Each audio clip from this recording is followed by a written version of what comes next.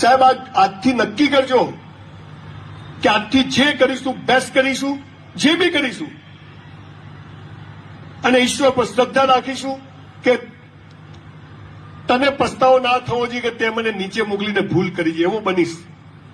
ત્રીજી વાત જેના માટે હું આજે ખાસ આવ્યો છું, ત્રીજી વાત શું છે? રોજ મા બાપને પગે લાગો. તમારામાં પગે લાગવાની મનાઈ હોય, નીચા થઈ જતા હોય, ઝૂકવાની મનાઈ છે અલ્લાહ સિવાય, તો હાથ ચૂમો, ગળે મળો.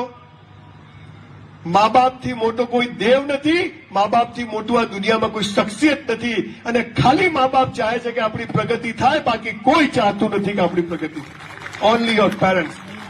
અને એટલે કુરાનમાં લખ્યું છે કે મા બાપના પગ નીચે તો જન્નત જવાનો રસ્તો છે. બધું આપણે એમાં નથી પડવું. કેટલા લોકો અહીંથી મા બાપને હાથ ચૂમીને ઘરમાંથી નીકળે છે? મને બહાર ઊંચો કરો. ક્યાં વાત છે આઝમભાઈ, ક્યાં વાત. કેટલા લોકો હાથ ચૂમીને નીકળે છે? 5-10 જણ. આ જે લોકો પગે નથી, અમારામાં પગે લાગે, તમે એમ કહો કે ભાઈ હું પગે લાગુ એટલે તમારે સમજવાનું કે કિસ કરવી, હાથ ચૂમવો.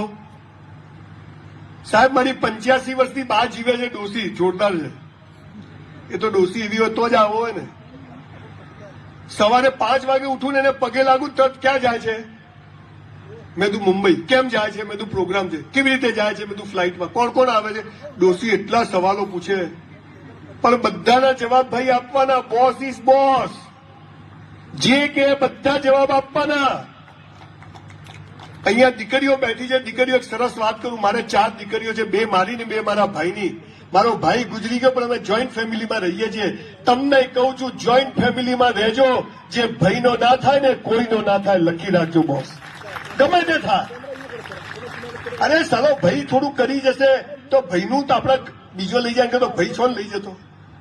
આ ભાવના રાખજો. એટલે મોદી સાહેબ કહે છે મને વસુદેવ કુટુંબકમ.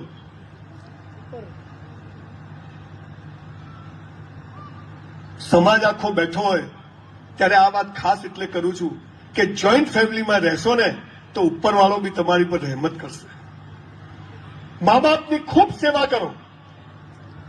ખાસ દીકરીઓ, તમને કહેતો તો વાત ભૂલી ગયો. દીકરીઓ મા બાપથી વિરુદ્ધ જઈને ક્યાંય પ્રેમ કરશો નહીં, ક્યાંય લગ્ન કરશો નહીં, કોઈની જોડે વાત કરશો નહીં. કેમ હું તમને સમજાવું.